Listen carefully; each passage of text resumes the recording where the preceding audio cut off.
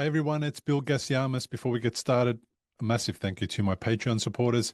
Your help keeps this podcast going, and after I carried it on my own for more than 10 years, you're helping stroke survivors everywhere find hope and practical guidance. If you would like to join the Patreon and support the show and keep it going, you can do so at patreon.com/recovery after stroke. Thanks to everyone who comments on YouTube, leaves reviews on Spotify or Apple Podcasts, and buys my book, The Unexpected Way That a Stroke Became the Best Thing That Happened. And of course, to those of you who watch without skipping the ads, you won't believe what a massive difference that can make. Thank you so much for doing that. You're part of what makes this possible too. Today's guest is someone very special. Not only is she an experienced occupational therapist, but she also is a co-founder of Banksia Tech, the organization that proudly sponsors this podcast.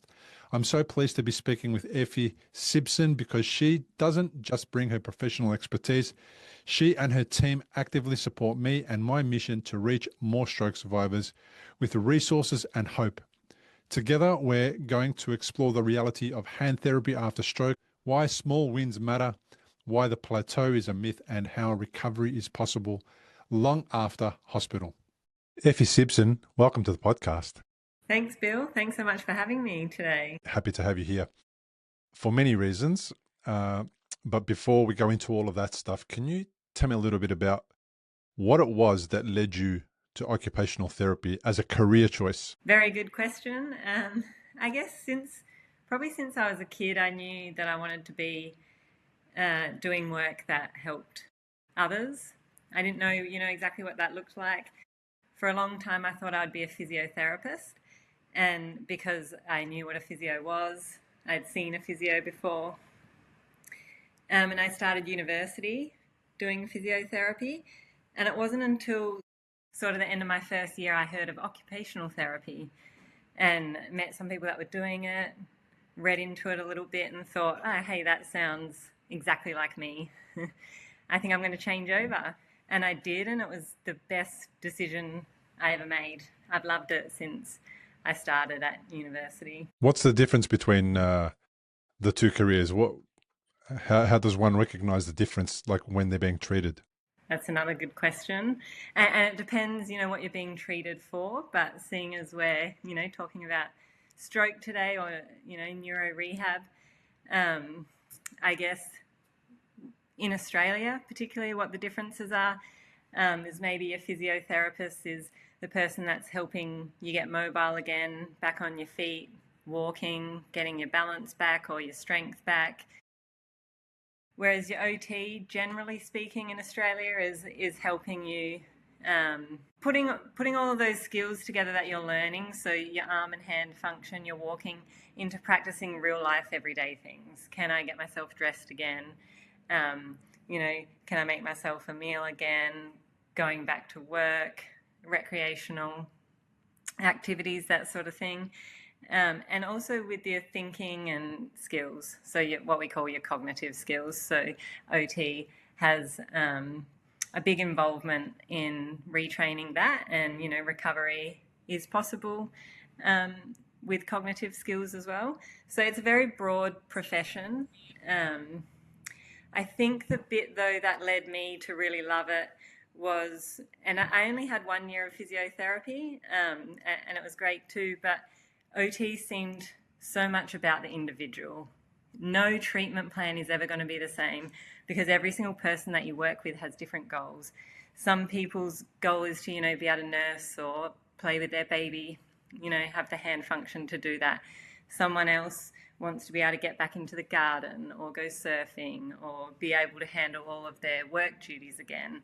So it's so varied, and it means that every day of work that I do is varied. I'm never bored. I get to work with amazing people, aiming to help them get back to doing the things that really drive them or are really meaningful to them. Yeah, so that's so it how sounds I would like sort of describe what I do. it sounds like physio is more about like an individual muscle or an individual specific injury that's kind of related to the body rather than something that's related to the brain. And also it sounds like it's occupational therapy sounds like it's more like about getting people into tasks that they need to be able to complete for day-to-day life. Whereas physio, from my understanding of, when I've experienced physio, it was more about, getting the calf right, or getting the quad right, or, getting the shoulder right when I injured it, more than getting me back to work, or getting me back to being able to cook dinner or dress myself. Yeah, I think so. And while physio is so functional as well in to reteaching people how to sit up, stand up, walk, all of those things that are so important to actually get us out the door and go back to work, or go and engage in those other things that we want to be able to do as well. Um, but yeah, I do love how much we get to know people as well, because you can't work with someone on what they really want to get back to doing unless you really know them and have an understanding of what every day looks like for them. And so you work closely with people, you make really good relationships, and that's probably the best part of the job for me. I meet such amazing people going through huge life altering things, and to watch them and to witness them work so hard day in, day out for weeks, months, years is so humbling and so inspiring, and is 100% the reason that I do what I do, and probably what most of the people in our industry do their work for. On that note, with the amount of time that you spend with people, you would have picked up some patterns that you notice in people who have, oh, what's the right word? Who make the most progress. And I'm not saying who go from an arm that is closed, clenched, or doesn't work at all, to an arm that completely works perfectly 100%, because that often doesn't happen. But I'm talking about like progress in their recovery, um, say physically, but also emotionally and mentally. Um, do you kind of see something that those people who make the most recovery kind of always do? Like, what's similar about them? Yeah, it's a good point as well. And after, many years of working with people, you do start to see patterns, for sure. Like you said, which is so important, it's not all about the physical recovery. And sometimes being able to get back to work, or to whatever that occupation is that's meaningful, to go fishing or to be cooking again, is not only about the physical recovery. It's sometimes about learning to do things in new ways as well, which is part of where our expertise comes in, as your OT or your physio, your other allied health professionals. Is okay, or can we help you learn how to do the things that you used to do one way before, but do them a new way, so that you're still engaging, you're still participating. And I think a lot of comes down to accepting that there is other ways to do things that we used to do a certain way. And maybe that's part of what you say, in the psychological or the emotional aspect of recovery, is coming to terms that things, it might be a new me. It might not just be that I'm striving to go back to exactly how things were before, but maybe I'm striving to do those same things or be that similar person, but in a new way. And that takes time Mm. and strength and all of those things. A lot of Sounds hard like that's work. helping people adapt. We'll be back with more from Effie in just a moment. As you've heard, Effie isn't only an occupational therapist, she's also a co-founder of Banksia Tech, the sponsor of this podcast. They're proud Australian distributors of the Hanson Rehab glove by Syrebo, which you've seen a few times by now. A lightweight robotic glove that helps stroke survivors improve hand function at home. It's NDIS fundable in Australia, and it can even be shipped internationally. I love that I get to partner with people like Effie and her team, because their mission aligns with mine, empowering stroke survivors to keep making progress. And thanks to their support, I can continue producing this podcast for you. Visit banksiatech.com.au to learn more about the glove and how it can support your recovery. Yeah, it's a process of adapting, and it's a really long process of adapting. And I think those people that, when they're ready to, when they get to that stage, no matter where they are physically, you know, compared to other people. Maybe that's where the progress really starts to shine. But it is hard work. And one thing I tell my clients is recovery is not something that happens to you. Recovery is something that you do for yourself. You can go to all the best therapists in the world. You can try all the latest, most innovative approaches. But if you're not the one doing the hard yards while you're in the therapy and then also while you're at home too, then you're not going to get the most out of your recovery. So I think those people that have that drive, that motivation, that they understand that if I put in the hard work now, the progress comes. They're those people that, find the progress comes easier. And I think, like in any part of our lives, we all go through those parts of the process in our own time. And if we're not in that part of the process at the moment, it doesn't mean that in 6 months or a year or 3 months time that we won't be. So I think it's about having compassion for yourself at whatever part of the process that you're in, and understanding that this is a lifelong journey. It's a long-term thing, and doing what you can do every single day, knowing that all of those little bits will add up. And if you can't do the whole lot today, then, that's when be kind to yourself, rest, relax. Understand that you are going through something that a lot of people will never go through in their lives. So, be proud of yourself. Give yourself a pat on the back just for being a survivor. And when you have the energy and when you find yourself at that stage where you're ready to delve further into your recovery, or to start to do some of those things that you thought might be impossible again, well, then go through that. But it's about one step at a time, I think. We'll be back with more from Effie in just a moment. As you've heard, Effie isn't only an occupational therapist, she's also a co-founder of Banksia Tech, the sponsor of this podcast. They're proud Australian distributors of the Hanson Rehab glove by Syrebo, which you've seen a few times by now. A lightweight robotic glove that helps stroke survivors improve hand function at home. It's NDIS fundable in Australia, and it can even be shipped internationally. I love that I get to partner with people like Effie and her team because their mission aligns with mine, empowering stroke survivors to keep making progress. And thanks to their support, I can continue producing this podcast for you. Visit banksiatech.com.au to learn more about the glove and how it can support your recovery. I think that's what that's what I've learned from the people that I've worked with. Patience, eh? How many years have you been an OT now? I graduated in 2013. Okay, so quite a while. It's been, nearly 13 years. We're coming up to about 13 years. As an OT, we talk about patience, persistence. We talk about the stroke survivors, or the people who you're caring for, needing to have to be kind to themselves.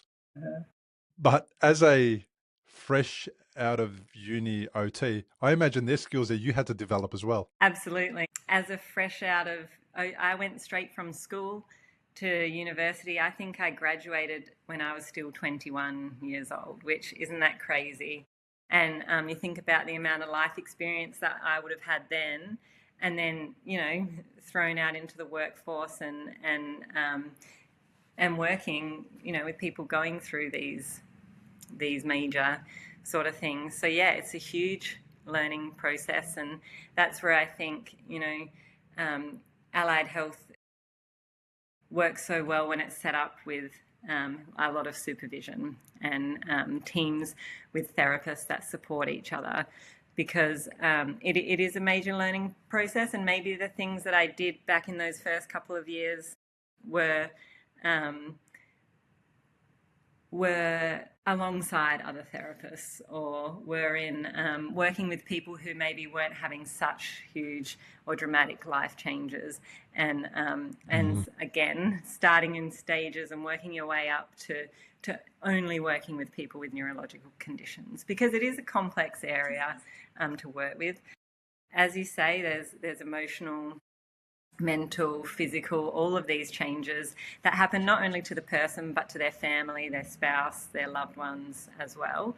And so to throw a 21-year-old into that situation is maybe not the best for the early therapist or for the family who's going through what they're going through. So I think it's important to sort of start slow and build your way up. And I've learned so much over those past decade or so.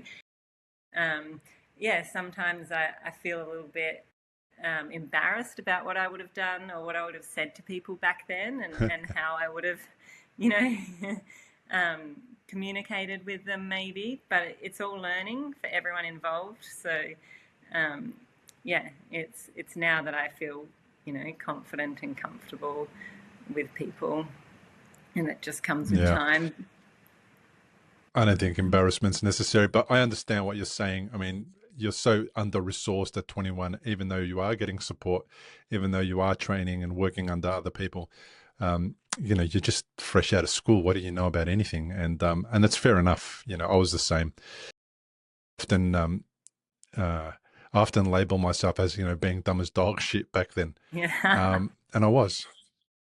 But that's all good. How important is it for the affected arm and hand to be used every day, even if progress feels tiny? Because I know a lot of people who don't have patience, who don't have that ability to do that task because it's harder, and they kind of opt out. Let's just get it done the easy way.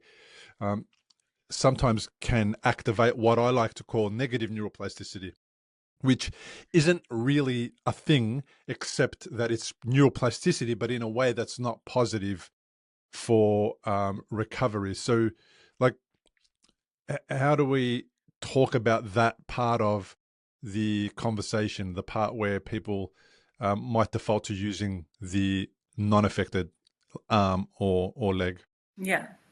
Yeah, so important, isn't it? Most of the people of your listeners have heard about neuroplasticity before and have some understanding about it. And all it is the technical term for the way the brain learns. And like you said, negative neuroplasticity, or we call it maladaptive neuroplasticity. We have that really positive neuroplasticity where with practice and repetition, our brain can learn new things, can start to lay down new pathways so that we can improve the use of the affected side of our body. But on the converse of that is the maladaptive neuroplasticity. We call it learned non-use. So when, within 6 hours after your stroke, if you've experienced paralysis on one side of your body, your brain will start to learn, and this maladaptive neuroplasticity will start to kick in, where your brain says, every time I try and move my left hand or pick up something with my left hand, I fumble, or it's painful, or it doesn't move at all. And, within that first 6 hours to 2 weeks post-stroke, your brain it's a machine of efficiency. It's a very super machine of efficiency, and it wants us to survive and thrive in our immediate environment in the quickest, most efficient way possible. And so it learns this strategy that if it's clumsy and painful or difficult to use my left side, well, hey, I've got another hand. I'm now going to be a one-handed being, and I will do everything that I need to do with my one hand. And that's not really a conscious thought. That's a subconscious mechanism happening in the background, that where our brain is learning, okay, well, if I can't use that side, I'll become really, really good with my other side. And that can actually end up affecting or impacting the amount of progress or reaching our potential with the affected side. Because with that sort of brain's hardwired desire to only use the unaffected side, it means we have less opportunity to try and use the affected side. And the affected side only gets better if it has a lot of exposure and practice and repetition. And in those first 2 weeks or maybe up to 6 months after our stroke, they're a really significant time for neuroplasticity, where we're in a heightened state of neuroplasticity. Neuroplasticity is always possible, but there's a window there where it's a little bit more possible. And so that's the time where we should be really, really, really trying to use that side of our body, and have a lot of encouragement and education and therapists, supporting us to use that side of our body in recovery. Because that learned use, once it kicks in, you can imagine once you get 6 months, a year past your injury, how hard it is to then unwire that really ingrained habit or pattern to only use the unaffected side and start to then rewire the affected side again. So it's super important. So they double the energy. Yes, exactly. So the earlier on that everyone going through something like this can be educated and informed of how neuroplasticity occurs and what learned non-use is and how we might combat that, the better, because every little thing that we attempt or try with that affected side is going to add up over time. And it's going to keep that part of your brain that talks to that affected side of your body more active more of the time. Because without use, we can actually see that the area responsible for moving my left arm and hand, which lives around here, it will actually shrink in size the less I use my left arm or hand. Functional MRI will show that there is a reduction in the size of that representation. And so then again, if you've only got a little bit of brain power to supply a whole limb, then that's more energy, more effort that it takes to use that limb. So again, your brain's going to go, oh, well, we've got a huge representation on this other healthy side of our brain for the unaffected limb. Why don't we just, use that low energy, high efficiency? So the longer we leave it and the more that learned non-use kicks in, the harder it can become but we can still combat it. It is possible. Yeah. What I love about what you said, which is a real difference in what I've heard about before, is that the brain actually shrinks in that area that's not being used. That is something I've never heard before. So not only is there like a neurological, say to us, the strokes of an invisible part of that, right? The neural pathways don't happen and then they disappear. But there's a physical thing that you can actually see happening in the brain that changes in shape and size. Yes. Yeah, the representation. It's like a muscle. The representation on the motor cortex or the movement cortex of the brain will shrink. Yes. Wow. So that's why mindset's so important. We spoke about it a little bit earlier. Persistence and patience, perseverance. Yeah. So what about celebrating the small wins? Some people don't realize that it's really important to get excited about like the littlest improvement. Yeah. How do you guys do that at work? Yeah, that is so important. We talk about it all the time, celebrating the small wins, because so much work goes into all of the wins. And, our brains, just by the simple way that they're constructed, learn the best off positive feedback. So that drives motivation.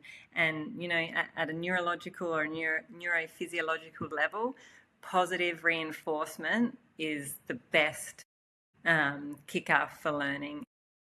So if we focus on the wins, then we're more likely to have more wins because our brain stays really engaged and motivated.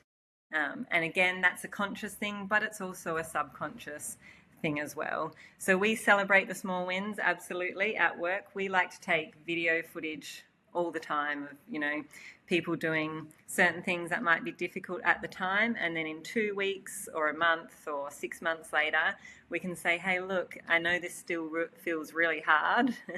I know what we're doing in therapy, it still feels challenging, but look what you were doing 6 months ago or 3 weeks ago, and look where you are now. And I think that's one really easy way to see change, obviously, because it's another thing I say to my clients is whenever you come in here, therapy always feels challenging. It always feels difficult. It felt challenging last week and it does this week and it will the next week.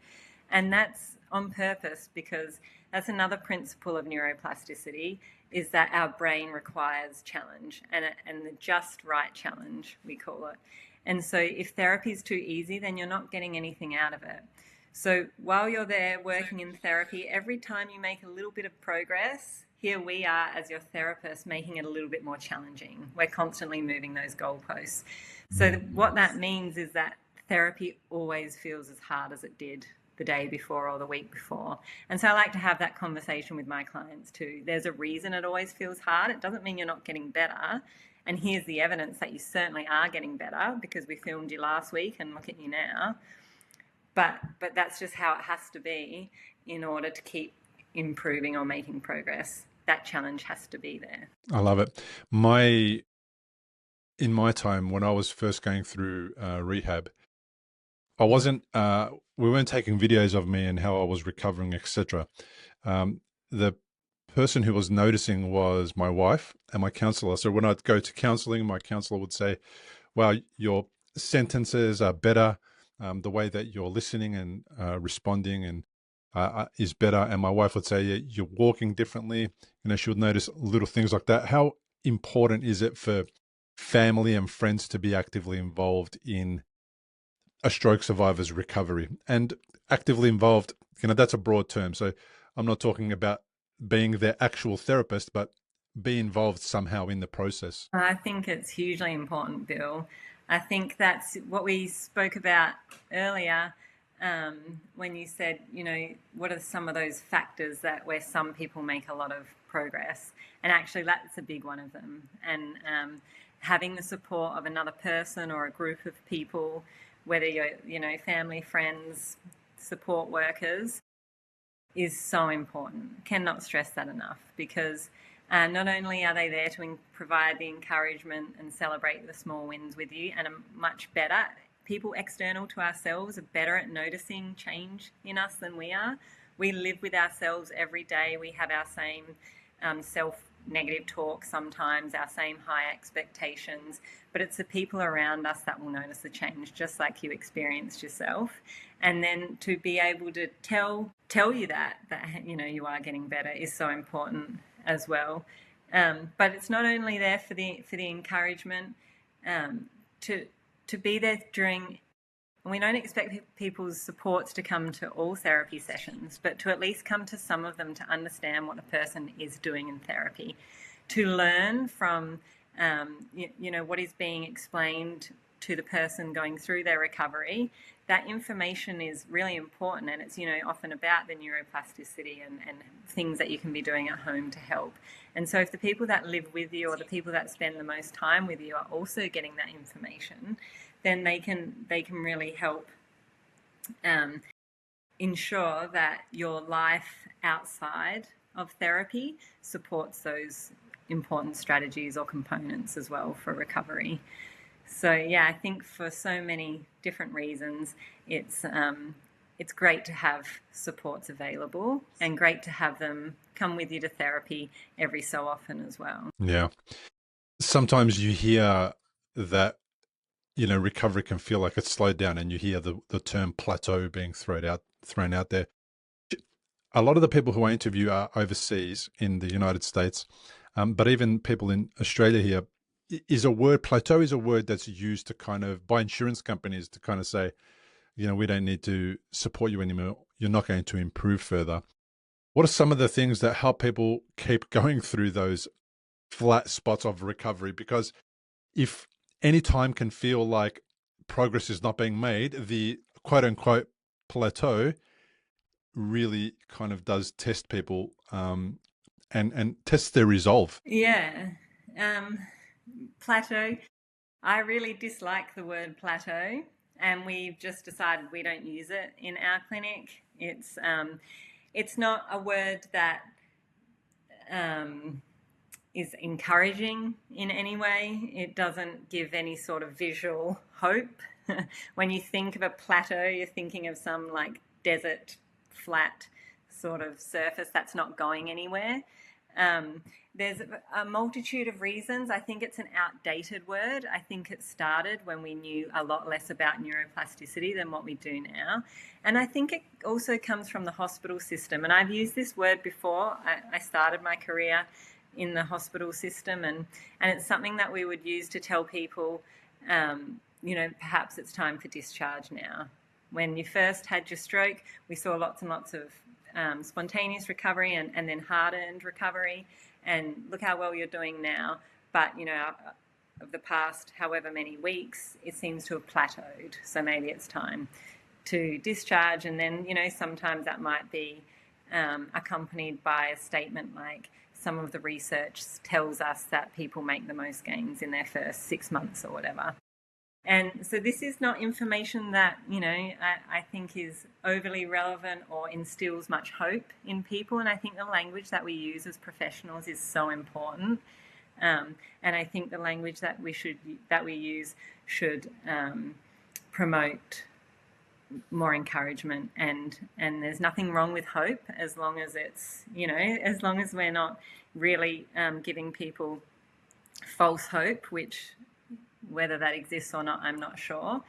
But I think the biggest learning that I've had as a therapist is moving out of the acute or subacute rehab in the inpatient setting and working in a community clinic, because it's just made me throw that word right out the window. From the minute that I started working with people in the chronic stage or who have now been discharged from hospital, it just opened my mind so much. I mean, once people leave the hospital, there's certainly no plateau. The gains continue. And if you're feeling like you're stuck somewhere where you're not improving, maybe it's time to try a different therapy or try a different approach. Or it's like one of our clients said in here the other day, which was a beautiful quote. He said, don't change the goal, change the plan. And I think that's really, that says it all. Wow. And there's so much I can say about plateau, but I want to tell everyone that works in a hospital, and I sometimes get the platform to say this when I'm teaching, but I just want to say, don't use that word, because the hospital is so limited. Every meal is brought to the person. We're sitting in the bed or the chair so often. We go out and do therapies, but then there's a nurse there or someone to help us, or we're walking with the assistance of a physiotherapist. When you get home, all of that goes out the window. If I want a cup of tea, well, I better get up and make my own cup of tea. If I need to get to the toilet and no one's around, well, I'm going to find a way to get myself to the toilet. And, if my dog's scratching at the door and needs to get in, well, I'm going to get up off my chair and open the door. All of those little things that we have to do for ourselves once we're home that we weren't doing in hospital then create this new surge of neuroplasticity and of sort of high repetition practice or high dosage of therapy, because we're in a much less controlled environment again. And the other thing people do when they get home is they realize all of the things that they want to be able to do again, because in hospital, again, it's a controlled environment, so we don't really know what we can and can't do yet. But once we're put back into our home environment or in the community, we go, hey, I can't do that, and I'd really like to be able to do it. So people's goals expand and mind expand in that way. And so they come into the clinic and say, this is what I need to do. And when there's something that's come from that, I'm so motivated now, and I want to be able to do this again, go and watch my kids play rugby or whatever it is, then then that opens up a whole new motivation or reason for rehab again. And so I think we see another big lift or spurt in the kind of recovery upward trajectory. And it's not to say that it's always then an upward trajectory. I mean, at my clinic, our logo, you can see here, that's our little recovery journey there. It's on its way up, but it's not always on that upward trajectory. It goes side to side, maybe down a little bit and back up. And so I think that's important to keep in mind, but I don't think a plateau is a thing worth talking about. I think Brilliant. I think don't change the goal, change the plan. I love that. Such a great thing to take away from this conversation. Just remember that one little thing, and that just changes the mindset. On the flip side, though, what are some of the most common things that or habits or behaviors or traps that people fall into when they go home. Because when I was at home, for example, the first amount of time, my wife was floating around. She was in and out. The boys were still home from school because they had uh, school holidays. What's the trap that somebody can fall into when there's a lot of people around and they haven't got full function of an arm or a leg? Yeah, getting a little bit too much help. Is that what you're alluding to there, Bill? I am. Was that subtle enough? Yeah, yeah. Yeah, I think that's of course a thing as well. And the people that love us want to help us, and sometimes it's Mm. hard for us in therapy too to watch someone struggle and challenge to do something you've asked them to do. But you just have to remember that maybe the kinder thing is to let that person struggle or let that person work really hard, because potentially the outcome long term is better if we allow that. But it's difficult to do, and for sure. And I can imagine, especially with a spouse, a partner, a parent, a child, that even more so we're just going to want to help that person. So I think again that's where the responsibility of the professionals around you in explaining what neuroplasticity is and how it occurs and what it takes to occur, and and I think once loved ones are also informed about that, then they're less likely to step in and over help or over support um, as well. What do you think? Did you experience that yourself, Bill? Yeah, look, I'm quite independent, so there were times where I would not ask for help when help was needed.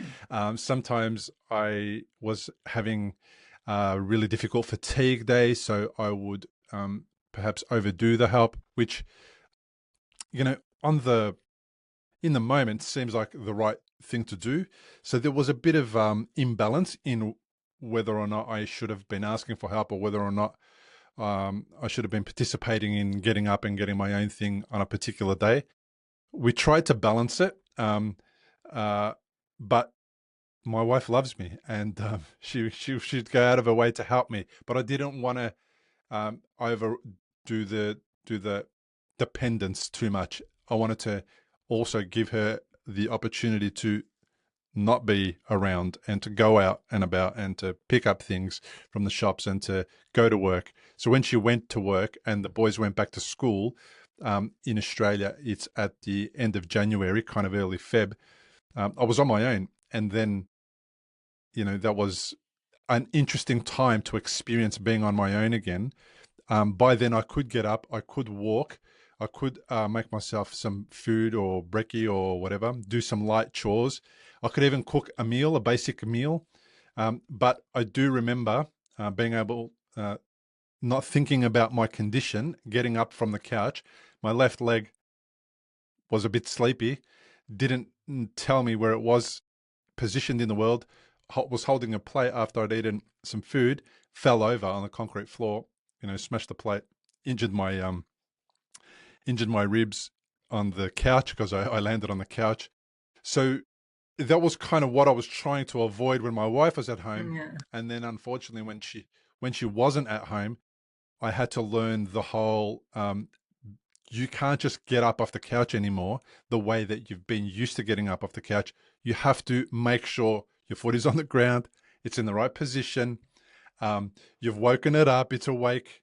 And when you stand up, you're holding onto the couch and perhaps not the plate.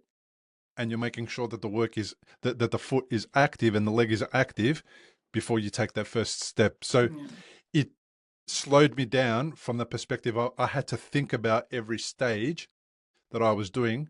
And I imagine that if I was home and the boys were around near me and Christine was near me, I would have just said, "Can you take that plate to the sink?" Do you know what I mean? Like, yeah, and I think I might have missed out on a couple of lessons yeah, earlier that I had to get when I was alone. yeah, yeah. You learnt that lesson in a painful kind of way. Did you ever fall again Yeah. after that? Did you ever I have fall had a couple more falls. while standing? Yeah. I've had a couple of falls up the stairs, almost down the stairs. Gosh. Yeah.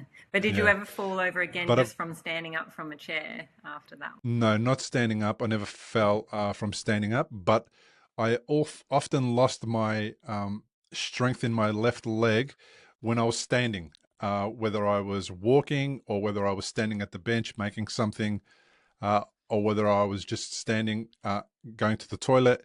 My left leg would just sort of forget that it was standing, and the knee would drop forward, and I would just like lurch down, and then I'd have to kind of, find my balance again and get back up and get moving. So standing still was also a bit of a challenge. Yeah, yeah, wow. How, because we've met in person a couple of times now, maybe, has it been? And, to see you walking around, I wouldn't be able to guess, that you've had a stroke or a neurological injury. How long do you think it took you to, to recover that much that you're walking what we would call sort of normally? Is that a really long time for you? I reckon it took about 3 years before my knee started to stop dropping down, and I started to think less about where my knee was, where my leg was, where my foot was before I stood up from a chair. Yeah.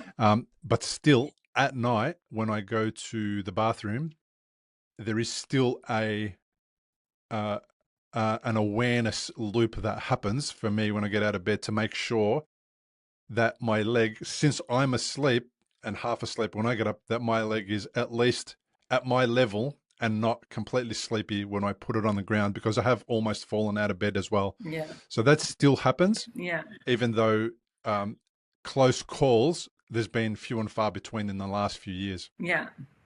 Yeah. So that's a long time of a lot of work. Did you, and excuse me for becoming the podcaster here and asking the questions, but I love this. I love it. I love hearing your experience.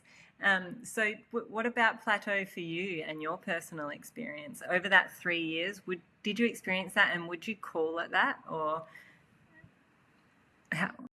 I didn't know the word. I started hearing the word after, when I was interviewing stroke survivors, probably around 2015 onwards.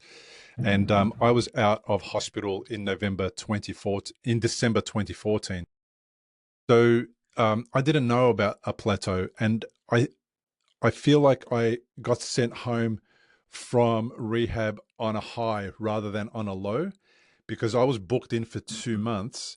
And when I left rehab, it was only a month and a few days into that 2 month stint that I was supposed to have.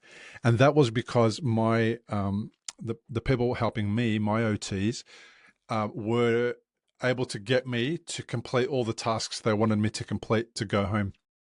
And then what they did was they sent somebody to visit me once a week at home for about 6 weeks, to kind of keep checking up on the progress and make sure that everything was okay.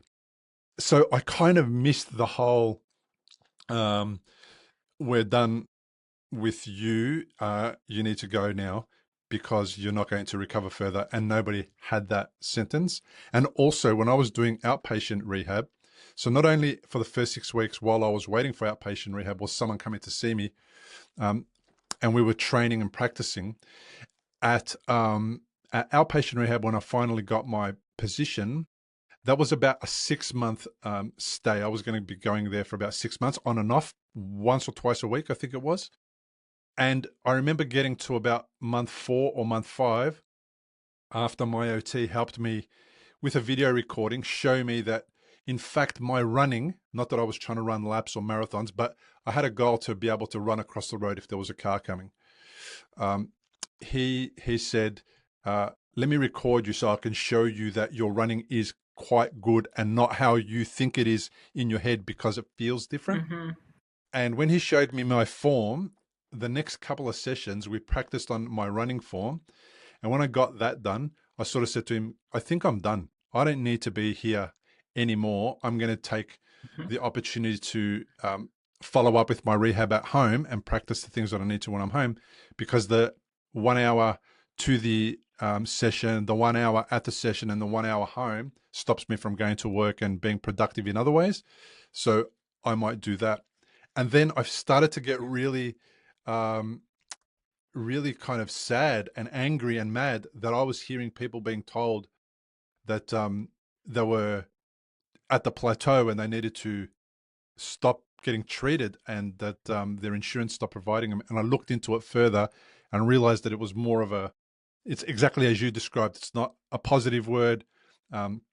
It's defeatist. It helps. It doesn't help anything other than make people feel like perhaps that's it for them.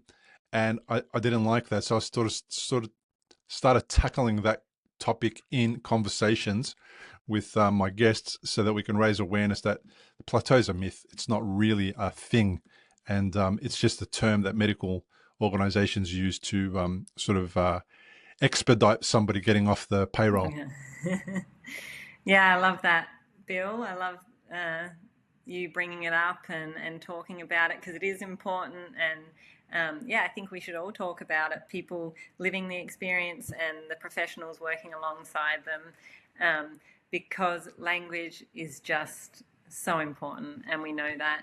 And think of just with your story just now, the way we can flip that on its head. You've done everything you need to in hospital. Congratulations. Like, you've survived. You've ticked these things off, and you get to go home and continue your recovery at home. The connotations and the visuals and the feeling behind that, compared to you've reached a certain point and we don't expect any further gains, is huge, and it can be life-changing for someone.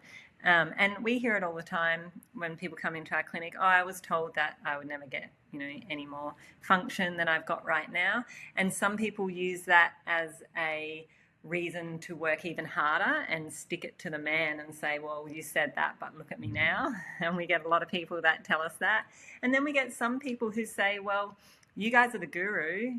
I don't know about this. I was told this. How am I just going to just not listen to what the professional told me? So, Yeah.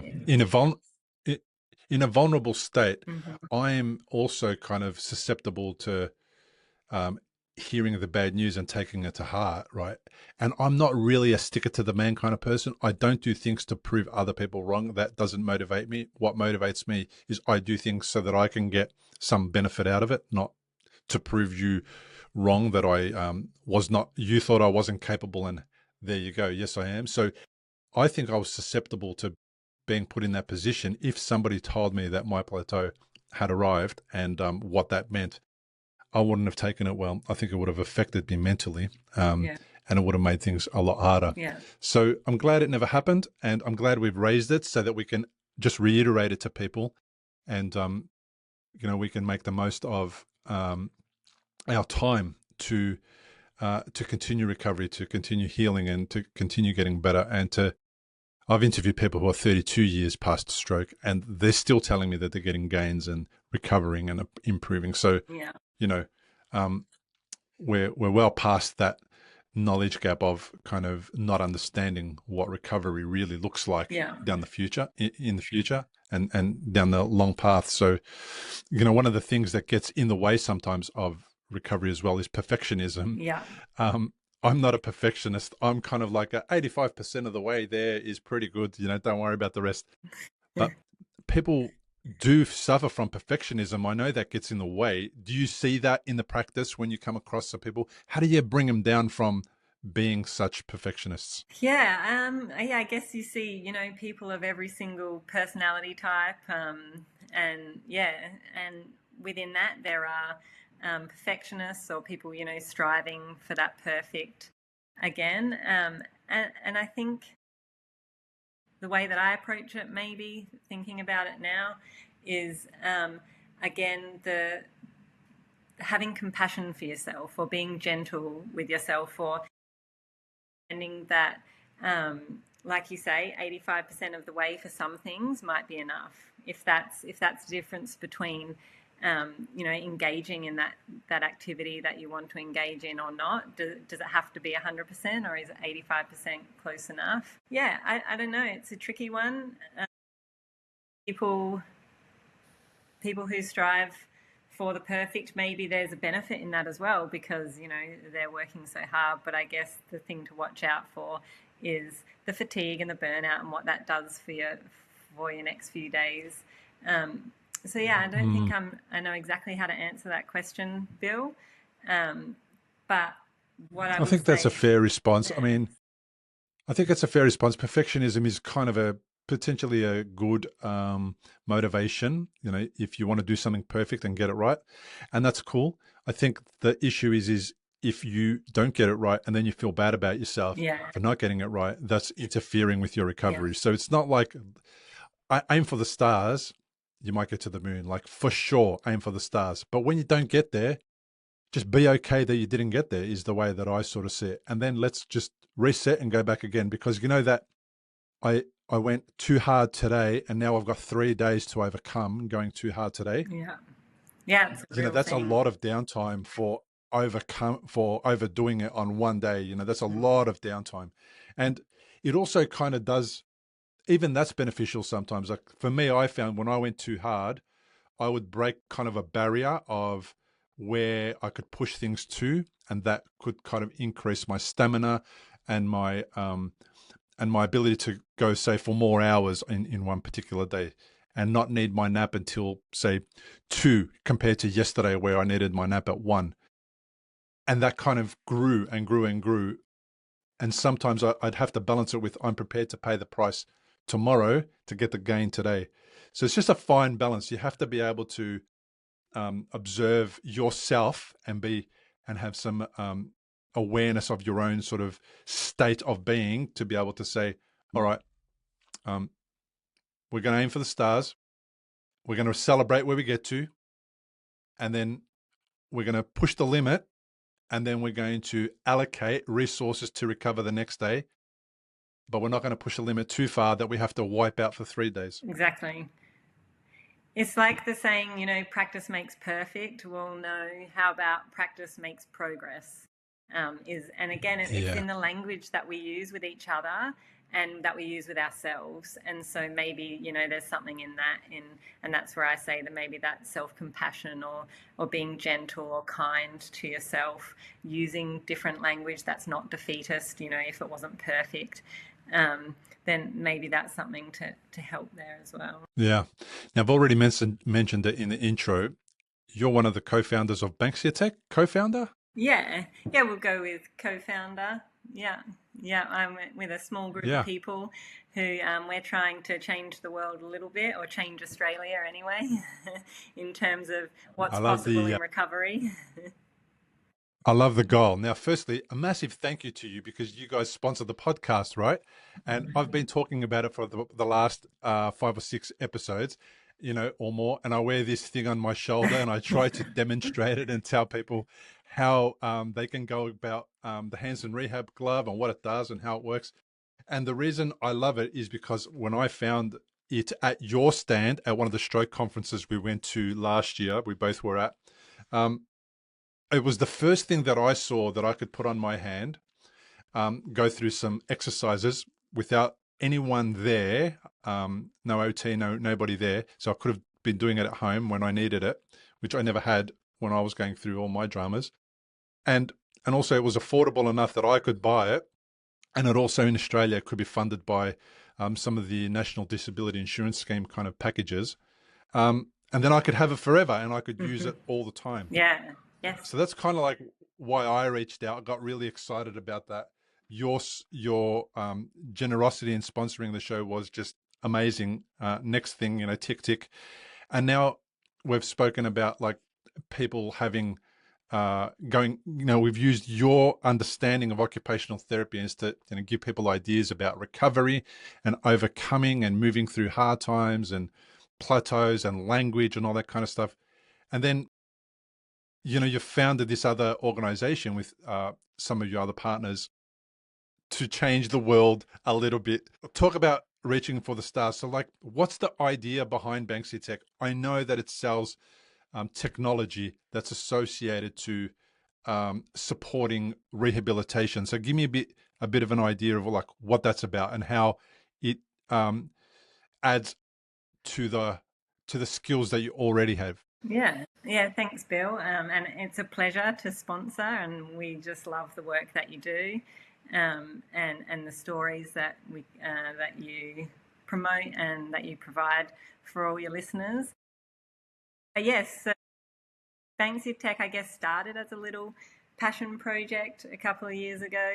I'm lucky; all my work is passion projects, but this was an extra one on the side. Basically, in Australia, I think particularly rehab technology has been a little bit slower to sort of get around to hospitals and clinics and to people. And I think, some of the part of that is that most things are manufactured overseas as well, and then they're very expensive to get here. And so cost is prohibitive in some cases. And I've got a big interest in, innovation and technology. And I had been talking with people around the world and looking at the devices that we're using, or, speaking with companies that were developing these devices. And I got to travel overseas a couple of times and to try out different things.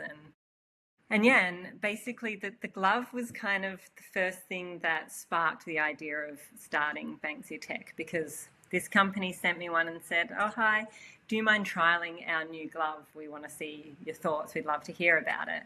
And they sent one over, and I straight away put it on someone in the clinic, and we used it, and I thought, wow, this is so cool. Like, we don't have anything available. There is no robotic rehab glove available elsewhere, and at this time there certainly wasn't, especially not one that someone can purchase themselves to use every day at home. And so I said to this company, look, I want more of my clients in Australia and more people in Australia to be able to access this glove. How do I do that? And they said, well, we don't have an Australian distributor, so if you want to do that, you have to do it yourself, and you could become the distributor. And so anyway, a sort of another year passed of just thinking and talking about that before, myself and the three others in our team decided that, okay, let's do this. We'll become the distributor, and that's how it started with this particular glove. And then more products from Syrebo. We now partner with a couple of brands, and our mission is certainly to bring innovative and evidence-based technology to Australians who need it. So because to improve outcomes, to improve quality of life, independence, and because it's something that, it's not, especially affordable home use technology is not mainstream really in Australia.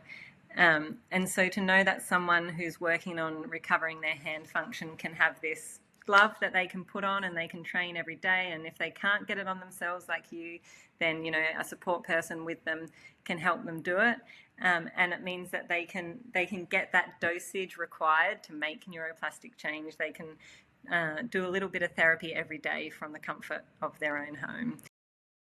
So we're trying to build sort of exposure or visibility of this glove so that more people in Australia know that it's available and know that potentially their insurance can pay for it as well. That's the main goal. Yeah, I love it. You know how you mentioned independence, right? Being able to do that independently at home is a big deal as well. Do you know what I mean? Like, just doing the rehab at home is a level of independence that I think is overlooked, because if you think about, like, the reason I left rehab was I had gained a certain level of recovery and function and ability. And then it was 3 hours to get to and from and contribute to one session twice a week, which meant that there was 3 hours that I couldn't do somewhere else. So the fact that this thing existed when I was learning how to stick my hand into a box of, sorry, that this thing didn't exist when I had to stick my hand into a box of rice and start to get the movement and the dexterity back, meant that I had to rely on somebody else to provide that rehabilitation for me, whereas I could have done that at home.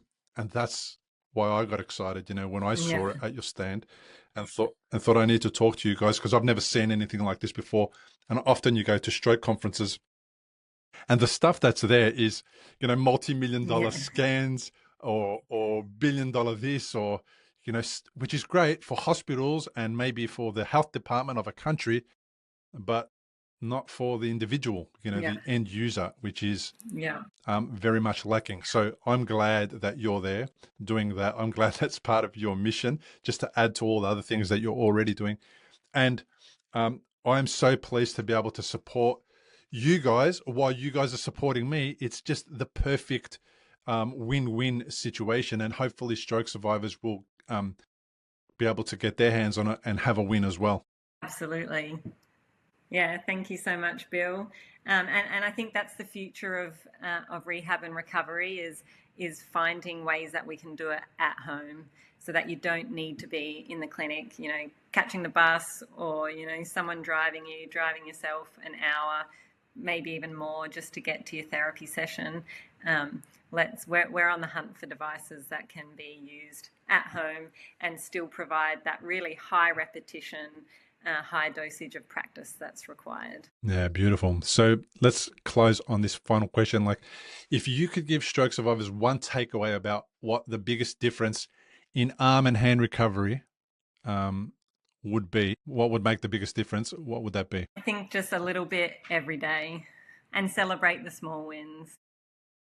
Nothing happens overnight in stroke recovery. Unfortunately, it's a journey, but a little bit every day. Yeah. That's profound. On that note, Effie, thank you so much for joining me on the podcast. Thank you for supporting the podcast and being one of my biggest advocates and sending me stroke survivors to interview. I really appreciate that as well. I love the work that you do, and I look forward to collaborating together for many years to come. Thanks, Bill, and thanks for the work that you do too. It's been great to have a chat today. Well, thanks again for joining me on this episode of the Recovery After Stroke podcast, and thank you to my Patreon supporters, YouTube commenters, Spotify and podcast reviewers, and book buyers. Your encouragement helps keep me showing up for survivors who need hope. Most of all, a big thank you to my guest today, Effie Sibson. Effie is not just an occupational therapist who shared powerful insights on hand therapy, but she's also a co-founder of Banksia Tech, who proudly sponsored this podcast. I'm deeply grateful for their support because it allows me to keep continuing sharing stories, strategies, and solutions with stroke survivors around the world. Remember, if you'd like to explore the Hanson Rehab Glove by Syrebo, a device designed to help stroke survivors improve hand function every day at home, visit banksiatech.com.au. Although they are based in Australia, they can ship internationally as well. If you found today's podcast episode helpful, please share it with someone you know. Subscribe to the show and join us on Patreon at patreon.com/recoveryafterstroke. Until next time, remember, recovery is possible. Progress is personal. And thanks to my supporters like Effie and Banksia Tech, you're not alone on this journey. Importantly, we present many podcasts designed to give you an insight and understanding into the experiences of other individuals. Opinions and treatment protocols discussed during any podcast are the individual's own experience, and we do not necessarily share the same opinion, nor do we recommend any treatment protocol discussed. All content on this website and any linked blog, podcast, or video material controlled this website or content is created and produced for informational purposes only and is largely based on the personal experience of Bill Gassiamis. The content is intended to complement your medical treatment and support healing. It is not intended to be a substitute for professional medical advice and should not be relied on as health advice. The information is general and may not be suitable for your personal injuries, circumstances, or health objectives. Do not use our content as a standalone resource to diagnose, treat, cure, or prevent any disease for therapeutic purposes or as a substitute for the advice of a health professional. Never delay seeking advice or disregard the advice of a medical professional, your doctor, or your rehabilitation program based on our content. If you have any questions or concerns about your health or medical condition, please seek guidance from a doctor or other medical professional. If you are experiencing a health emergency or think you might be, call 000 if in Australia, or your local emergency number immediately for emergency assistance, or go to the nearest hospital emergency department. Medical information changes constantly. While we aim to provide current, quality information in our content, we do not provide any guarantees and assume no legal liability or responsibility for the accuracy, currency, or completeness of the content. If you choose to rely on any information within our content, you do so solely at your own risk. We are careful with links we provide. However, third-party links from our website are followed at your own risk, and we are not responsible for any information you find there.